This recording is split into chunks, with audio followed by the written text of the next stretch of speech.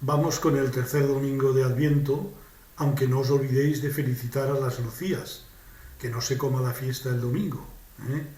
Bien, este domingo tiene tres lecturas muy bonitas. La primera lectura es del profeta Isaías, que es uno de los profetas constantes en Adviento, capítulo 61 del tercer Isaías.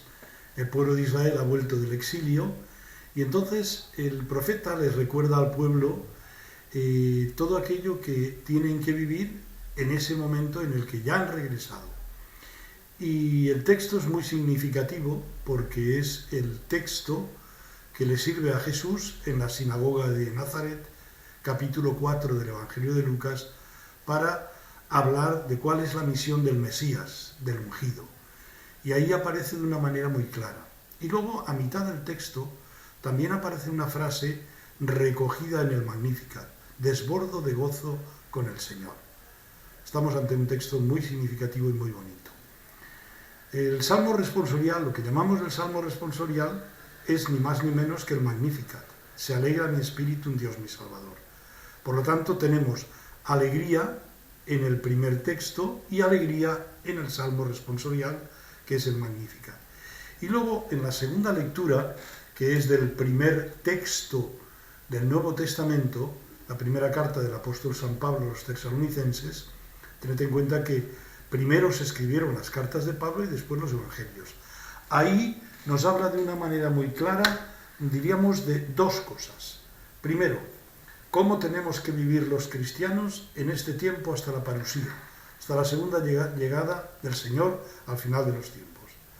En un ambiente de alegría, estad siempre alegres.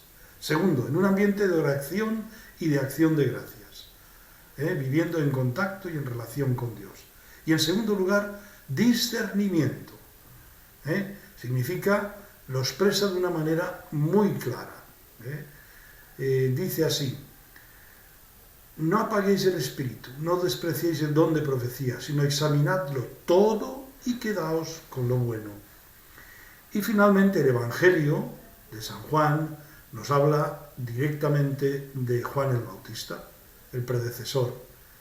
Y ante la curiosidad por parte de los sacerdotes y levitas, que luego Juan precisa que eran fariseos, aparece en el texto lo que no es Juan el Bautista y que respondía a las expectativas del pueblo: Elías, el profeta, el Mesías. Dice que no es nada de eso, que él es simplemente el que precede a Jesús.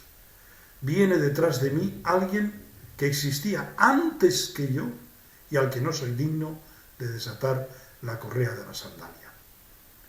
Esto es muy importante. ¿Cuál es la función de Juan el Bautista en la historia de la salvación?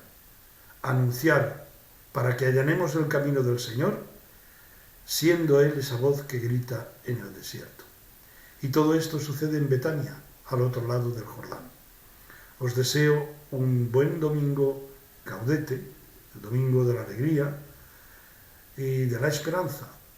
Muchos dirán que esto en estos tiempos, pues sí, viva la alegría, viva la esperanza, porque es lo que más necesitamos en estos tiempos.